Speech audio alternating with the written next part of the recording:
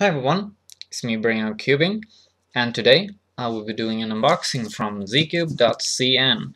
And I know that I usually talk a lot before I get to the unboxing, but I don't really have anything to say today, so I'll just get right into it.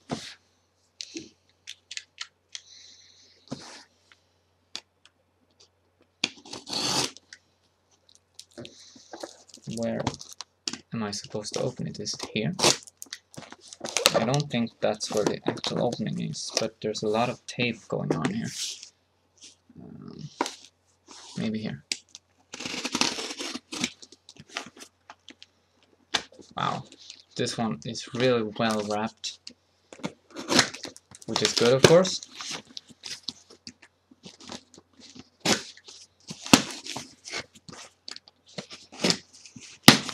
Yeah, just like last time, there's a lot of foam going on in here, so that's nice, protecting the cubes. And let's see what we have here. Okay, so these are not the main attractions here, as you can tell from the title, but that's the first thing we got to. Oh look, I got 2 stands. That's really nice of them. Thanks. As you can see, here are 2 GearCube Extremes. And these are not the real ones, these are knockoffs. And I'll just take a look at them and see if they are any good or not.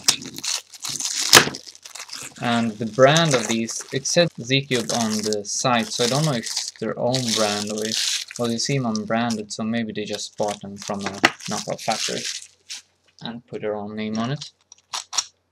Wow. So these turn really well. I do have a GearCube knockoff as well, of the original GearCube, and that turns like crap compared to my original GearCube Extreme. But these actually turn pretty well. And so what do I need 2 of these for? Well, I'm going to build an even less gears. But I wanted that and the GearCube Extreme at the same time, so that's why I need to buy 2 more GearCube Extremes apart from the one I already have. And I wasn't too fond of shelling out for 2 more originals, as the difference in price is pretty big.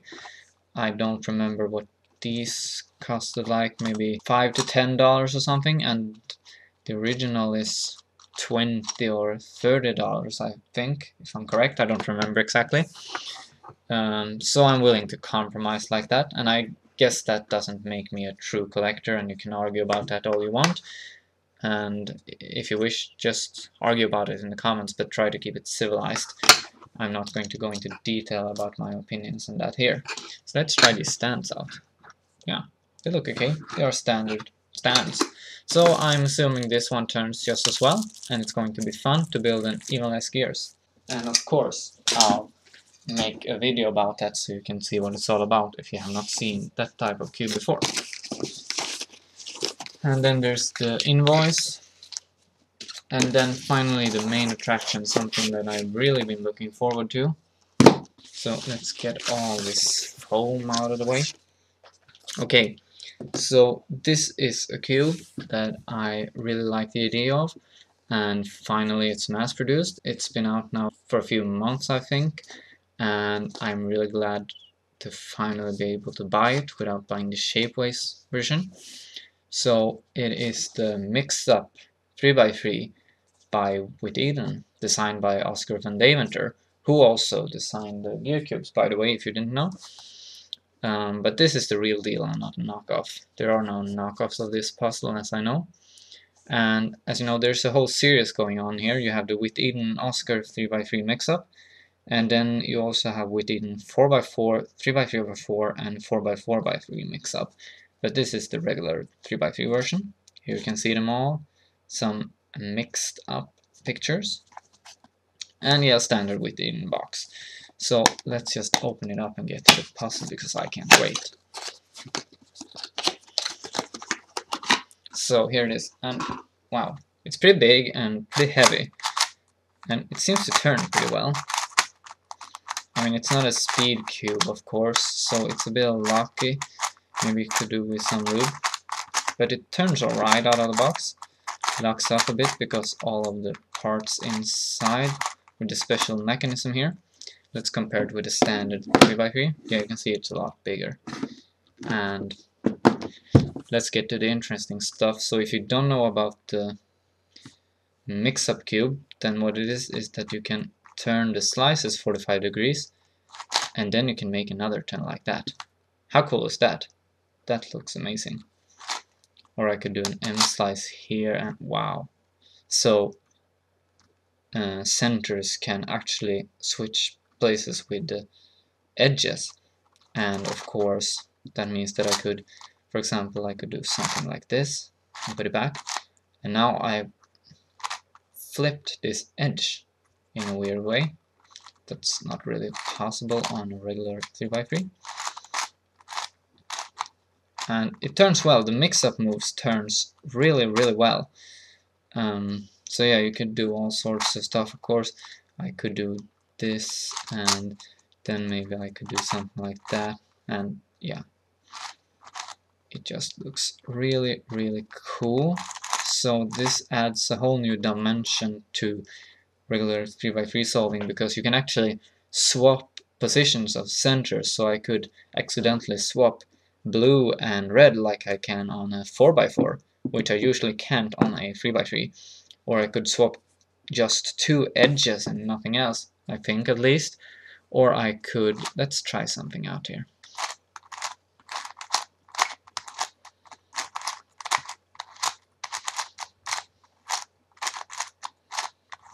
Okay, so it looks solved. All I did was flip an edge and nothing else. And if this was a regular 3x3, you would assume someone assembled it wrong. But with a mix-up cube, someone didn't, because that's actually a valid move, and that's really cool. So it adds a lot of challenge to regular 3x3 solving, and I think that's one of the more less challenging things you can run into, because that's just regular supercube strategy to get it back. But I think there's all sorts of crazy stuff that could be going on here, so I'll just give it a try and see if I can figure out how to solve it, and of course I'll scramble it for you. So let's start with some regular 3x3 scrambling here.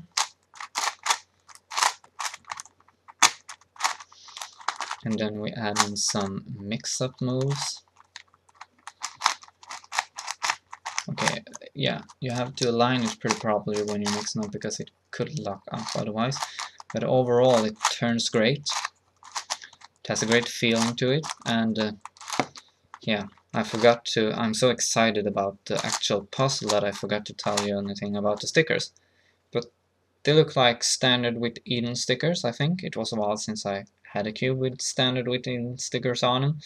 But you know, they have this light blue, and the other shades are pretty standard, and the quality is decent, and they seem to be pretty well applied, and overall it looks great. I like this blue, I really like it. I've always liked WitEden stickers, so whenever I get a WitEden cube, I usually don't replace the stickers the first thing I do, as I do with some other cubes.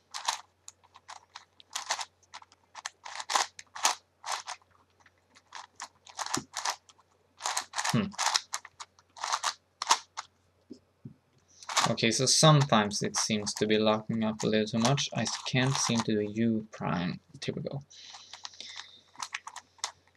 And wow, I'm really intrigued about taking a look at the mechanism, but I hope I'll be able to solve this puzzle without, you know, disassembling it. I hope I'll be able to completely solve it myself. So yeah, I'm forgetting about the mix-up moves here a little bit. So yeah, this looks really cool. An edge here that is twisted 90 degrees, and I can still turn the puzzle like normal. And look at that, now we have a cluster here of 4 edges that are all touching each other. Sorry, 5, 6 edges. Well, I got a bunch of edges here that are touching each other now, and that's not supposed to happen on the 3x3. So this is, in my opinion, one of Oskar's best puzzle designs, And I wonder why it took so long to get it mass produced, because I mean, this isn't an overly advanced puzzle, this is something that people actually would want.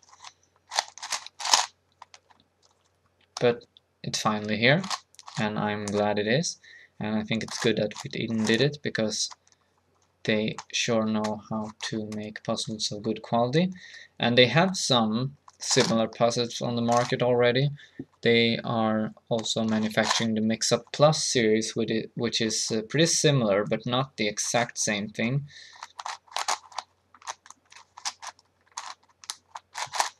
Yeah, I don't know how long I should scramble this. Yeah, but this looks pretty scrambled to me. I mean, it's scrambled, and then you have all these pieces in the wrong places and with completely wrong orientations and everything, so I'll just play around with it and see if I can figure out how to solve it, and then of course I'll get back to you.